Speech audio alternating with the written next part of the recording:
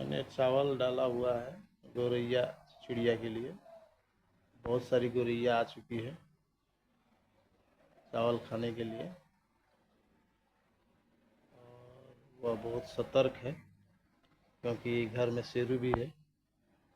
इस वजह से बहुत सतर्क होके ये दो अभी नीचे उतरी है, लोग 3 उतरी है, 4 उतरी है। देखिए सारा चावल खाने के लिए गौरैया सब देख सकते हैं, सब उड़ गई तुरंत। सब नीम के पेड़ पे बैठी हुई है और वो रहा मेरा नारियल का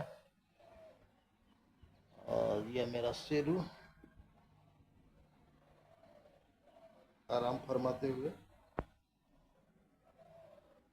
गौरैया डर रही है।